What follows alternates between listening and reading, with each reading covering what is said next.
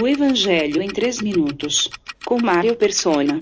João, capítulo 3, versículo 16, João 3,16, deve ser o versículo mais conhecido do mundo, depois de "O Senhor é o meu pastor, nada me faltará", do Salmo 23.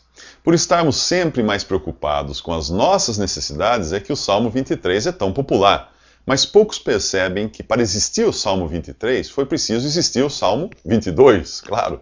Em algumas traduções católicas, por exemplo, a numeração dos capítulos da Bíblia é diferente. Se for o seu caso, estou falando então dos Salmos 21 e 22 nessas edições.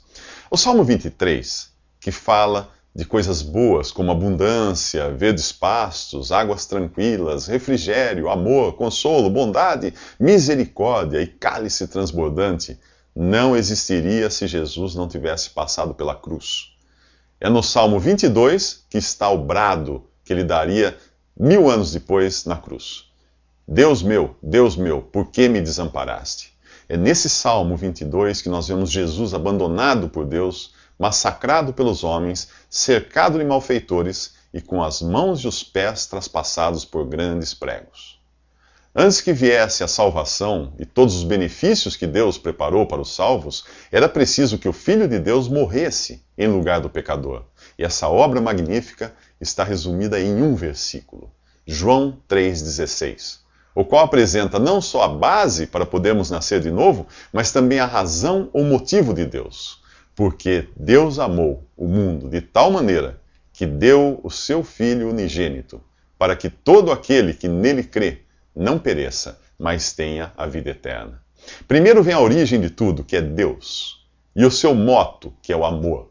Deus amou. Então vem o objeto do seu amor, o mundo, o que não significa o planeta Terra, e nem a sociedade que os homens criaram, mas simplesmente todas as pessoas que vivem neste mundo. Em seguida, não nos é dito o quanto Deus amou, por não existir vocabulário humano para tanto. E é aí que o Espírito Santo inspirou o apóstolo João a dizer simplesmente que Deus amou de tal maneira. Deus não ficou apenas amando os seres humanos perdidos em seus pecados, mas ele tomou a iniciativa de entregar o que tinha de mais precioso. Ele deu a Jesus, seu Filho.